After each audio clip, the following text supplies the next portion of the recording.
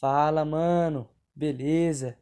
Então, bora iniciar mais um tópico aqui do livro Culpa e Graça. E é o sexto tópico do livro, né? E é o último tópico para terminar a primeira parte, para começar a segunda, né? Vamos terminar esse tópico e vamos começar a segunda parte depois. No próximo vídeo vai ser a continuação, né? Porque a gente vai ler a metade desse tópico. Então, vai ser a página 65 até a página. Deixa eu ver. Até a página. Até a página 79. Ou, 77. Ou 76, na verdade. Porque tem uma folha em branco e duas páginas sem nenhum conteúdo de negócio de texto. Aí vai até a 76, então. É. Então. Deixa eu fazer a conta aqui. Vamos ler até a 70, né? Não, 71, pode ser então? 75, 76, 11 páginas, então. É, então vamos ler 6 páginas, até 71, né? Porque 65 até a 76 são 11 páginas. Metade de 11 é 5 mais 6, né? Ou 5,5 mais 5,5, mas a gente não vai ler assim, né? Então vamos ler 6 páginas hoje, então. E aí, vamos terminar. Eu vou começar no próximo vídeo. Vamos terminar.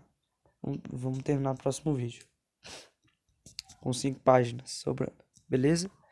Então já vou começar aqui já. Beleza, gente? Talvez eu devesse concluir esta análise das nossas culpas cotidianas falando das culpas grosseiras nas quais todo mundo pensa. A violência, a crueldade, o ódio e a traição e a mentira, a injustiça, o adultério e tantas outras. Porém, isso não interessa aqui.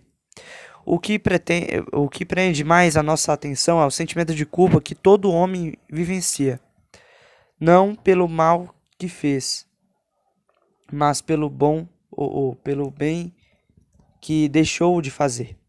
Esse é o tema do juízo final, como Cristo descreve numa passagem tão poética que até parece uma parábola. Mateus 20, capítulo 25, versículo 31 até o 46.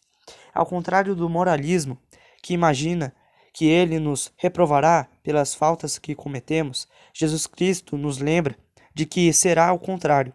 Seremos julgados pelas boas ações que deixamos de fazer, culpas muito maiores, infinitas.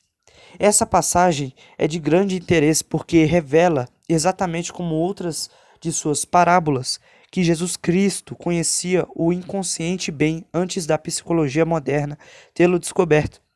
Tanto os que ele coloca à sua direita quanto os que coloca à sua esquerda manifestam mais vivo espanto. Uns fizeram o bem sem saber, os outros erraram, também sem se darem conta disso. Na presença de Jesus Cristo, a tomada de consciência de uma conduta inconsciente, na verdade, né? Nesse caso, há também uma opção entre o dever e a vida. Muitas pessoas têm uma espécie de religião do dever, ou seja, assumem atitudes convencionais que não são nem vivas nem espontâneas. Quando se reflete sobre elas, essa moral do dever aparece como uma proteção contra a culpa. Na realidade, ela consiste em definir arbitrariamente certo número de tarefas a fim de se ter a consciência tranquila quando elas forem feitas. Essas pessoas dizem com uma bela a cândida segurança: não tenho nada a me reprovar. Cumpri o meu dever. Mas a repressão da culpa resulta no endurecimento do coração. Não vemos mais o que Deus espera de nós além do dever convencional. E é precisamente. Peraí, gente. É precisamente isso que Jesus enfatiza na passagem sobre o juízo final. Para contra, contrastar em toda a sua inquietante plenitude com o sentimento de culpa dos seus ouvintes legalistas. Podemos comparar isso com outra palavra de Jesus. Assim também vós, depois de haverdes feito quanto vos foi ordenado, dizei: somos servos inúteis, porque fizemos apenas o que devíamos fazer. Lucas capítulo 17, versículo 10. O que comove verdadeiramente os nossos pacientes é o que fazemos de extraordinário por eles, o que ultrapassa o dever convencional no impulso espontâneo do coração, mesmo que se trate apenas de uma palavra pessoal, mas uma palavra genuinamente pessoal. Sentimos constantemente o perigo da rotina, da caridade que perde o seu sabor por se tornar um trabalho. Quem de nós não sentiu alguma inquietação diante dessa profissionalização da dedicação? Porém, essa culpa da omissão tem uma carga bem mais geral ainda.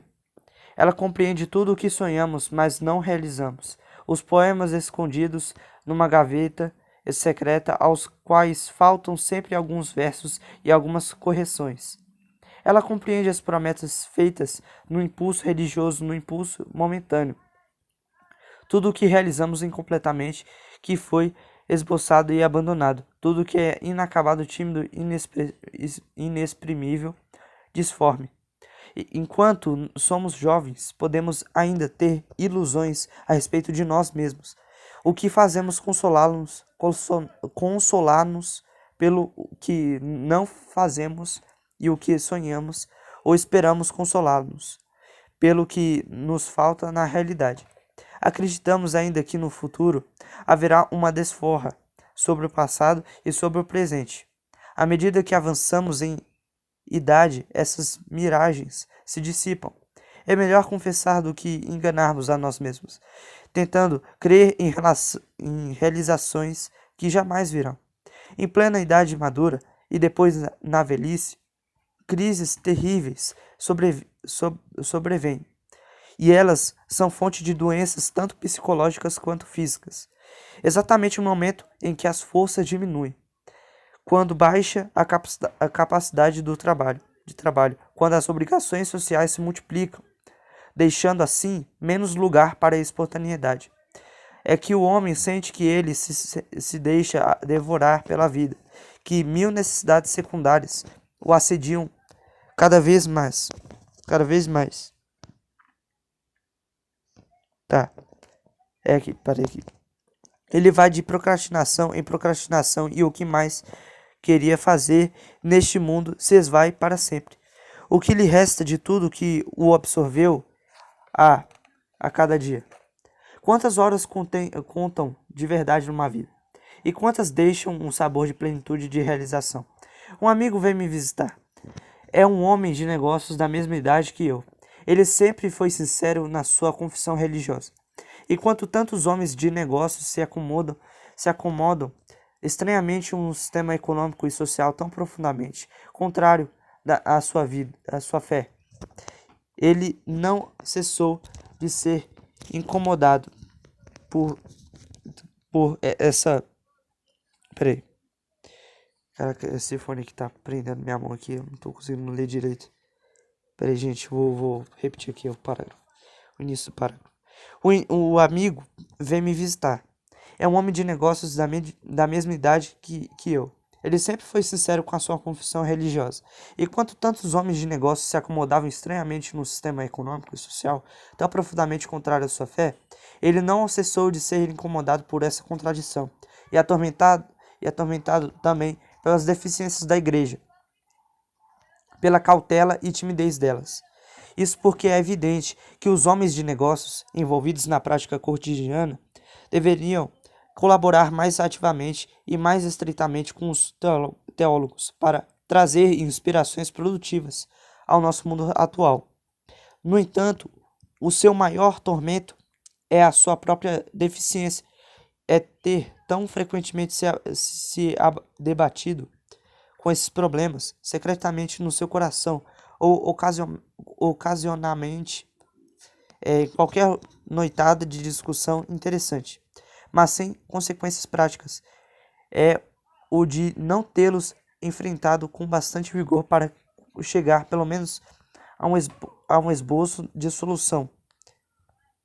É de que suas aspirações tenham permanecido vagas, ineficazes, acadêmicas, absorvido por uma pesada tarefa profissional e pelos cuidados familiares, deixou sem elaboração os pensamentos mais caros do coração. Ele é bem cuidado por um excelente médico, e se o tratamento não é tão eficaz, ele se pergunta se a causa não é essa culpa confusa que sente quando faz um balanço da sua vida. Jean Paulo Sartre afirma fortemente que a nossa vida não é nada além do que tenhamos feito. De minha parte, creio o contrário, tudo o que queríamos fazer, todo o potencial nebuloso que carregamos dentro de nós, conta. Mesmo assim, realmente o contraste brutal entre o sonho e a sua aplicação pesa sobre nós como uma imensa culpa. Quem nunca se decepcionou consigo? Quem nunca procurou se consolar por qualquer aforismo cínico que ou desabuçado ou amargo sobre a sua vida? Eu acabo de ler no jornal uma palavra de Simenon em resposta a um escritor amargurado. Este lhe havia dito: quando não se espera nada da vida, nunca se fica decepcionado. É verdade, concordou Simenon com um sorriso. E quando não se respira, não se engole micróbios. Outros tentam se tranquilizar lembrando sob qualquer pretexto que com alusões mais ou menos discretas, o que conseguiram, eita gente, peraí, eu vou trocar de mão aqui, conseguiram realizar de valioso, de corajoso, de original. Outros ainda se queixam dos pais, da esposa, do patrão, dos amigos, para jogar sobre eles a culpa pelos seus erros e pelas suas deficiências. Eles dão a entender que foram as circunstâncias exteriores que os impediram de mostrar o seu valor. No fundo, toda essa amargura exprime um descontentamento consigo mesmo e com os limites da nossa condição humana. Acabo de receber a carta de um estudante. Nós não podemos fazer absolutamente nada. A humildade está resolvida a reconhecer o seu orgulho e a sinceridade em afirmar a sua mentira. Somente a morte nos livrará dos confrontos que nos afligem. A simplicidade nos escapa e segui-la complica tudo. Chega-se logo a perceber que não conheceremos jamais a esperança da graça. Não se sustenta senão pela graça. Quem não compreende a gravidade desse drama, quem não compreende a gravidade desse drama humano? Vaidade de vaidades, diz o pregador. Vaidade de vaidades. Eclesiastes, capítulo 1, versículo 2. Quem não se decepciona consigo mesmo? Quem não se ressentiu dolorosamente pela vaidade dos seus esforços, mesmo na busca de um ideal que lhe dera, ou que lhe era muito caro ao coração? Mesmo quando somos vitoriosos em algum ponto, um dia percebemos que o esforço feito foi uma maneira de não admitir falhas em muitas outras áreas. Nossos sucessos em alguma área não nos consolam nas nossas decepções em outras. Elas se avivam ainda mais pelo contraste. Sempre me lembro de um homem bem-sucedido, conhecido no mundo inteiro, e que se lamentou no seu consultório: desperdicei a minha vida. Jean Guiton fala do abade, do abade Tellier de Pontevielle, como sendo a inocência personificada, mas este se revela no seu diário espiritual como acabrunhado pela ideia de uma mediocridade. Culpa pelo inacabado, pelo relativo, pelo não desabrochar, pelos dons deixados sem cultivo, culpa por certa traição a si mesmo, de suas aspirações, de suas convicções, de sua vocação humana. Não fui para você, diz o marido à sua esposa, ou uma esposa ao seu marido. Tudo o que eu devia e queria ser, eu não fiz você verdadeiramente feliz. Foi apenas um entrave na sua vida em vez de ajudar você e desenvolver todo o seu potencial. Por que você não se casou com outra pessoa? Abra a Bíblia e vejam do começo até o fim esses homens que, por chamado de Deus, foram arrancados da banalidade da vida, lançados numa grande aventura, revestidos de um poder criador que não vinha deles mesmos. Então sentimos claramente que essa culpa pelo inacabado é uma culpa de não inspiração, de falta de contato com Deus, de não atender ao seu chamado. Encontramos aqui um dos temas prediletos da psicologia moderna. A psicologia moderna queria ver o homem progredindo, evoluindo, dinâmico. Freud nos revela tudo o que permanece infantil e regressivo em nós. Esse medo da vida, das responsabilidades, essa saudade do refúgio no colo materno. Todos somos crianças e todos nos sentimos culpados por sermos tão pouco corajosos, tão pouco viris, tão pouco adultos.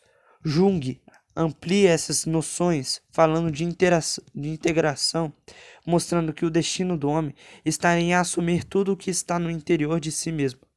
Porém, o novo nascimento de que fala Jesus Cristo, a transformação do homem pelo Espírito Santo, que vemos realizada na igreja primitiva, contém e ultrapassa essas noções seculares do tornar-se adulto, freudiano e da integração junguiana. Mesmo assim, é lastimável que entre os fiéis de todas as igrejas haja tantas pessoas infantis e tímidas, e tão poucas radiantes, vitoriosas e bem desenvolvidas. Mas qual a causa dessa desformação do cristianismo que tão frequentemente esmaga os homens em algum lugar de libertá-los? Sentimos-nos responsáveis por esse cristianismo, culpados por essa deformação da qual participamos, culpados por demonstrar tão mal o poder de Jesus Cristo. Certo, nós somos fracos, talvez sem culpa dessa fraqueza. No entanto, o apóstolo Paulo não disse que é exatamente da nossa fraqueza que deveria eclodir a força de Deus? 2 Coríntios capítulo 12, versículo 10. É perante Deus que nos sentimos culpados por não nos tornarmos o que Ele espera de nós, de nos deixarmos paralisar pelo medo, de nos deixarmos amoldar pelo nosso meio, petrificar pelo cotidiano, esterilizar pelo conformismo, não ser nós mesmos, ser cópia dos outros em vez de tirar partido dos dons específicos que Deus nos confiou. Aqui eclode a oposição entre as falsas culpas sugeridas pela sociedade e responsabilidade pessoal diante de um Deus. Um poeta me diz que não consegue escrever seus poemas sem um sentimento de culpa, porque se sente criticado por perder tempo rabiscando um papel em vez de ganhar sua vida. No entanto, ele sente uma culpa meio confusa, porém bem mais autêntica, ao esconder o talento que lhe foi confiado. Gente, cortou o vídeo aqui por causa do meu armazenamento, estava cheio. Aí eu tive que esvaziar e voltar aqui, tá? É por isso que teve esse cortezinho aí que vocês viram agora. Aí, eu vou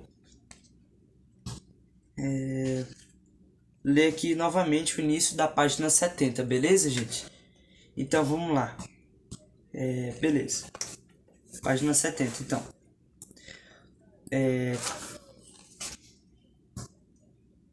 Um poeta me diz que não consegue escrever seus poemas sem o sentimento de culpa, porque se sente criticado por perder seu tempo rabiscando um papel em vez de ganhar a sua vida. No entanto, ele sente uma culpa meio confusa, porém bem mais autêntica, ao esconder o talento que lhe foi confiado. Mateus capítulo 25, versículo 18. Essa situação pode ser mais grave ainda. Tenho visto exemplos de pessoas que se aniquilaram por uma situação semelhante. Não é apenas a sociedade e os preconceitos que nos impedem de sermos nós mesmos. Às vezes podem ser irmãos na fé, por mais bem intencionados que sejam. De fato, dá uma virtude na humildade e na obediência. Poderíamos errar agindo pela nossa cabeça sob o pretexto de sermos nós mesmos. Porém, é possível que conselhos de amigos ou mesmo de um pastor por demais autoritário leve uma pessoa a se sentir culpada. Talvez eles tivessem aconselhado sobre o peso do seu complexo de inferioridade mais do que pelas suas próprias convicções. Não falo aqui da vida monástica, na qual a obediência é escolhida como um voto inspirado por Deus, nem da submissão exigida de um eclesiástico em relação aos seus superiores. Mas quando, como cristãos iguais perante Deus, procuramos juntos sua inspiração, acontece que aquele que é seguro de si mesmo anula o outro sobre o qual se impõe. De acordo com suas próprias ideias, ele pode, com uma palavra, abafar a opinião do seu amigo sem que este tenha ousado revelá-la e defendê-la.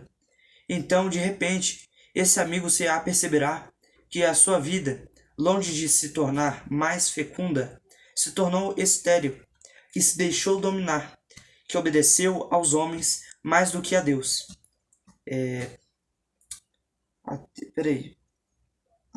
Eu acho que é Atos. Atos capítulo 5, versículo 29. Que não sustentou ardentemente as suas próprias ideias, mas que traiu a si mesmo. Essa noção de fidelidade a si mesmo é sentida por todas as pessoas, quaisquer que sejam suas crenças ou descrenças, sejam elas cristãs ou existencialistas. É uma fonte universal de culpa, porque ninguém se sente sempre fiel a si próprio. É uma culpa universal, mas muito pouco consciente. E é exatamente porque ela nos é tão penosa que temos muito medo de confessá-la a nós mesmos. 1000 razões nos vêm à mente para nos desculpar. Conversei recentemente com um filósofo francês. Disse a ele que a covardia me parecia um dos pecados mais generalizados e menos conscientes.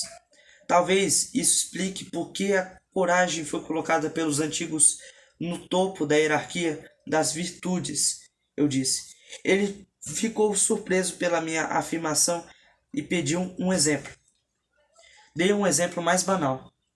O conflito entre marido e mulher.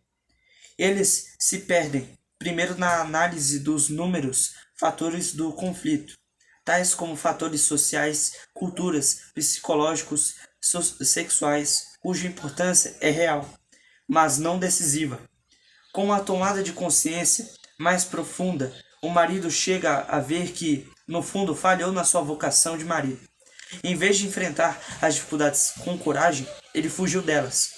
Para conseguir paz, e por medo de não ser compreendido, ele encerra o diálogo, tranca-se no segredo e afasta-se mais e mais da sua esposa.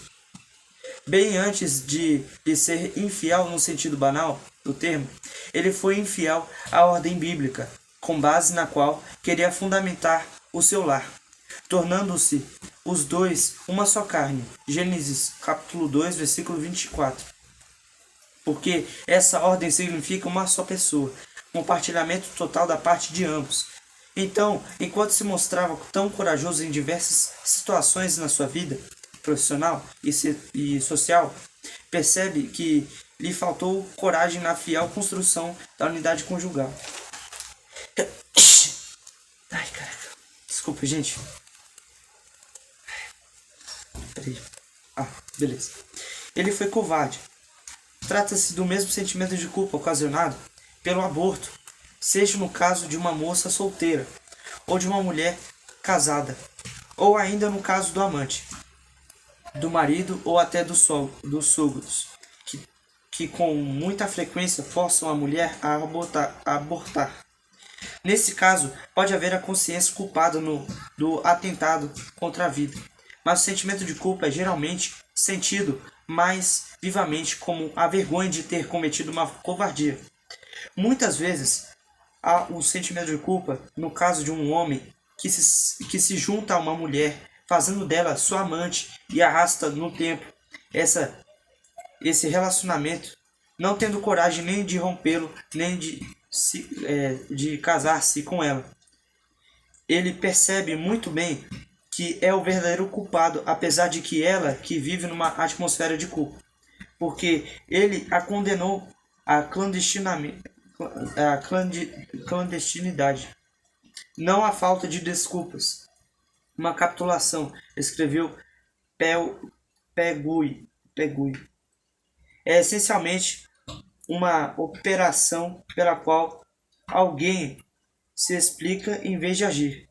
E os covardes são pessoas que transbordam de explicações. Sentimos culpa por todas as suas capitulações, desde o momento em que o homem reconhece os valores da vida. Ele se sente necessariamente culpado por traí-los em 1000 ocasiões. E o homem não pode deixar de reconhecer que existem valores. É preciso muita coragem para sustentar até o fim um diálogo genuíno. Então terminei a página 71. Espero que vocês tenham gostado e entendido uma palavra do que eu li, na verdade, né? E tamo junto na caminhada com Cristo. Forte abraço, valeu. Até o próximo vídeo. Até amanhã, valeu.